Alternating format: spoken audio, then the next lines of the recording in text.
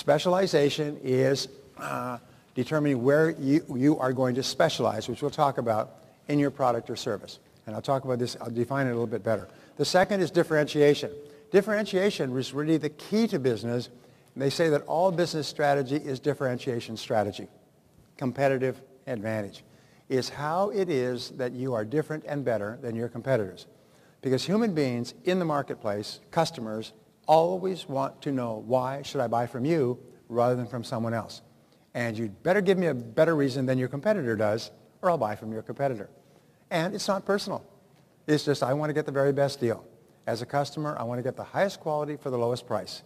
You tell me why I should buy from you, why you are giving me the highest quality, the lowest price, and if your answer is better than that of your competitors, I'll buy from you. And if it's not, I won't. And it's not personal. No emotion involved. We get emotionally involved because it's our business. So differentiation is the key, is how and why and where are you different. Segmentation means looking at your market and saying, who are the specific customers in the market who value my area of differentiation and who will pay more for my area of specialization than anybody else. So in other words, in every marketplace, and they say that all marketing today is segmentation, is segmenting and identifying those customers who are most likely to buy from you the fastest. And finally, there's concentration. Once you have determined your very best market segment for what you do really well, what you do is you focus all your energies on them. So let's look at these. Specialization says this is the product, service, customer, market, or area of technology where you focus all your efforts. We also say in specialization, it can be a product or service, it can be a particular customer that you want to serve, or it can be a particular market area that you want to work in. I'll give you an example. McDonald's. McDonald's customer is people who want to eat quickly, and they want cleanliness, efficiency, value, price, and pleasant surroundings. And so what they will do is they will offer every product that they possibly can for people who want to eat quickly, whether it's a salad or whether it's a shake or whether it's a type of coffee or whether it's, in other words, they're constantly looking for other products that they can offer to that customer who's in that market segment, which wants to eat quickly and efficiently. And they test continually. Very clear about that. So the next one is, look at that. Wow. Okay. And so differentiation is your competitive advantage, which you've heard me talk about, but you'll never hear me talk about too much. Because if you can identify and or create a competitive advantage and convey it to your customers, the dam will break. You can make more sales and more money in a year with a clear competitive advantage to your customers than you might make in a lifetime if your competitive advantage is unclear. So number two, it's your area of excellence or superiority. It's something that you do better than anybody else. And I sometimes joke, why is your product or service better? And they say, quality service, quality service, quality service. We give quality service. And people don't understand that that is only an answer if your competitors offer zero quality and zero service. In other words, other than that, it's not an answer. If a person says, well, you should buy from us because of our quality and service, they're saying, I do not have the slightest idea why anybody should buy from me. I'm a complete idiot, and I'm a danger to my company and probably to my whole society. Unique selling proposition. What is it that, and this is called your USP. Your USP is the one thing that you offer that no other competitor offers in the whole world. It's unique. What do we know about the word unique? Is that it cannot be modified. It's the only adjective that cannot be modified. You can have more, and you can have greater, and you can have greatest, but you cannot have more unique or uniquer or less unique or uniquest. You have only one word, unique. Each person here is unique. You are not uniquer. You are not the uniquest. You are unique because there's only one of you in the entire world. So therefore, what is your unique selling proposition? I've worked with people, have spent hours to identify this, and when they finally identified it, their business went up 500% in the next 12 months. They could not believe it. They went from struggling to living in a big home, driving a Cadillac or a Mercedes, because they finally found it, and then all of your advertising, all of your promotion, all of your work is focused on conveying that USP to your customers, getting it to them so that they are clear what it is. And if it's what customers want and value and will pay for, they will line up around the street. Remember what is it that you offer that nobody else offers? Now here's is an insight. If you're offering something that everybody else sells, let's say you're a real estate agent. What's your unique selling proposition as a real estate agent if every other real estate agent with 100 miles has same unlimited access to the MLS? What is your USP? What can it be? What could it be? What should it be? Come on. Jeez. Well, the answer is yourself. Because the product is all the same. You don't even control the product. You don't even control the marketing. Everybody else can have it. So what makes top realtors, I work with top realtors. The average realtor makes about $25,000 a year. I work with an entire room full of realtors. The average income is $833,000 a year on straight commission selling. And they all started off with nothing, and they're now at the top of their field. And some of them make several million selling homes. What's the difference? Personality.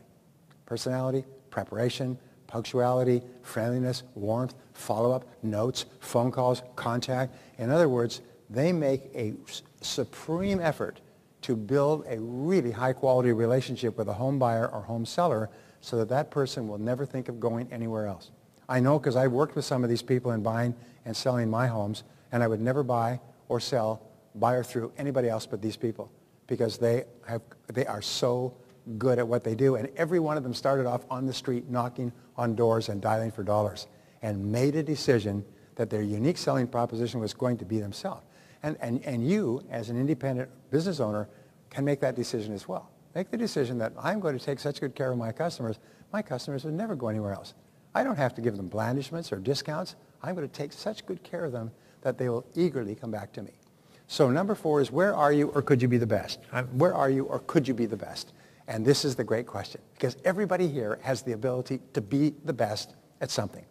Everybody here has the ability to be the best at something that people will eagerly pay for and tell their friends about. And your job is to figure out what it is.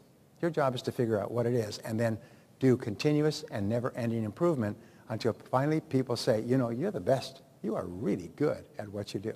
You are really good. Is who are those customers who most appreciate your area of superiority? Who are your very best customers? You see, your best customers are really easy to sell to. They'll buy and buy again. They're happy. They like you. They come back. They bring their friends. They give you recommendations and testimonials. Whereas your worst customers, your customers from hell, you have to literally break your back to sell them anything. They complain all the time. They don't pay. When they do pay, their checks bounce. And you stand back and bounce it to you like a basketball. So who are they? What are their demographics? What are their psychographics? The demographics are things that you can observe from the outside. Age, income, education, family formation. Psychographics are what motivates them. And this is where the future is in your business.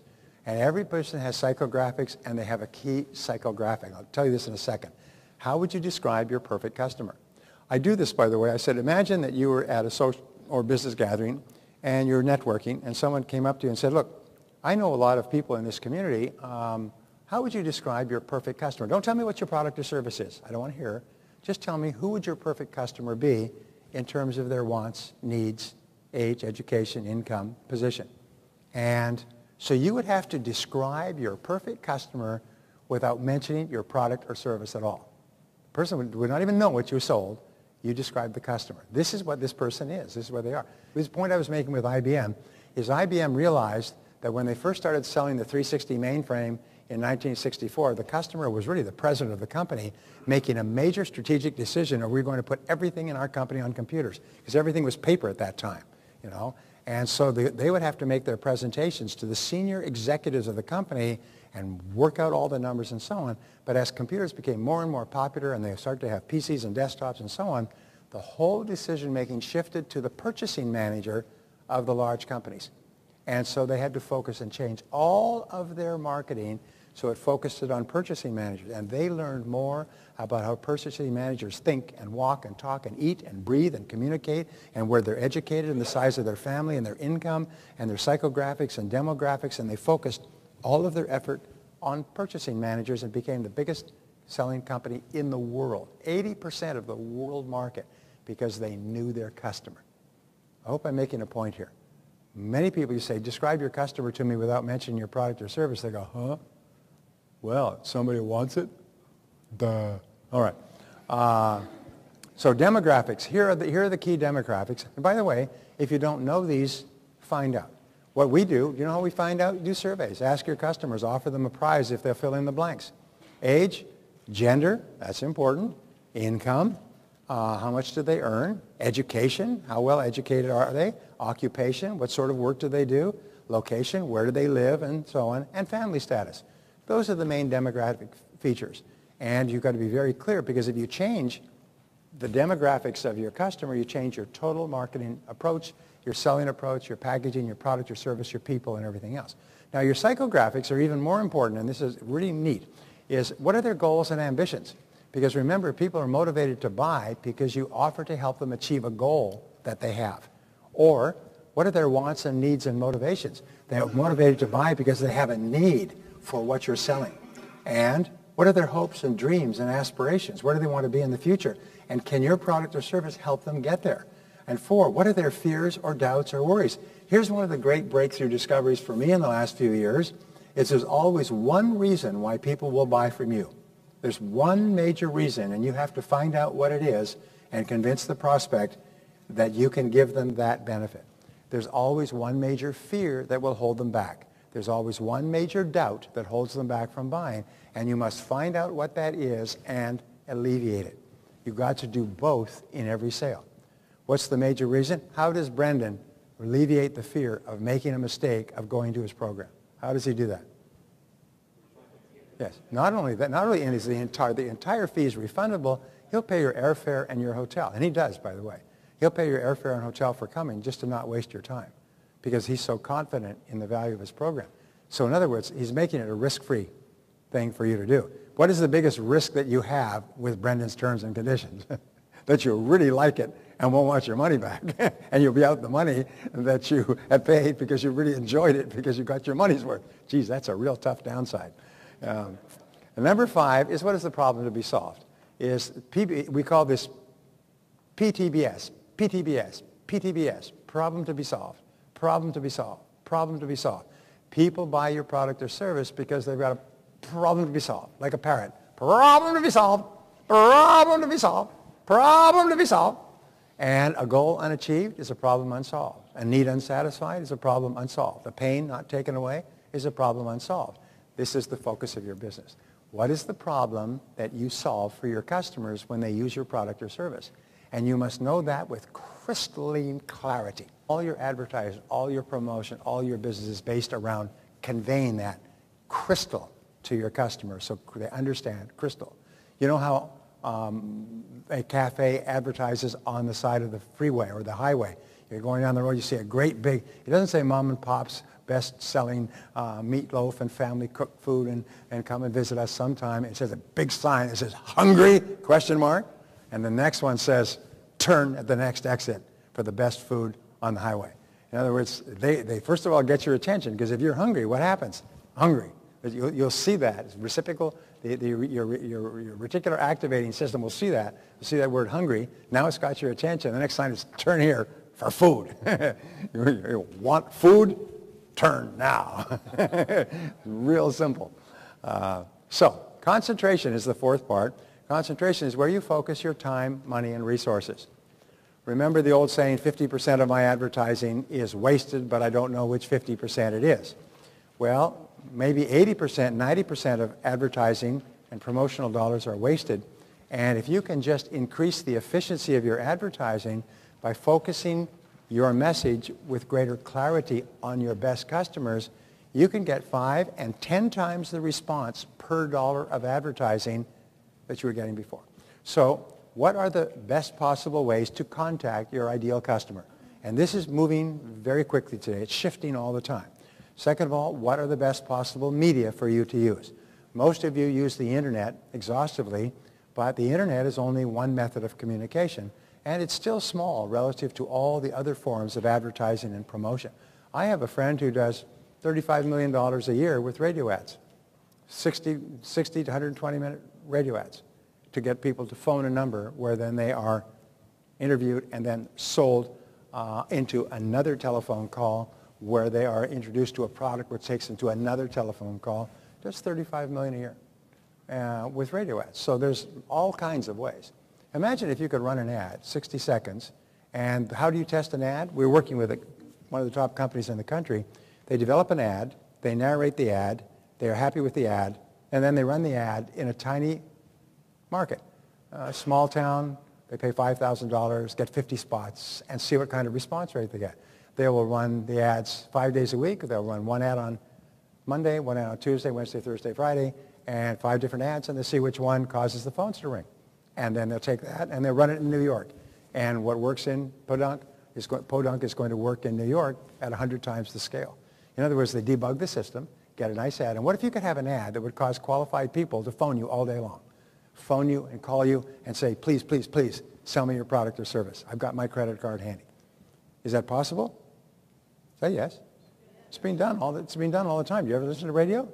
Those people are not advertising for fun. They're advertising because they're making a lot of money doing it.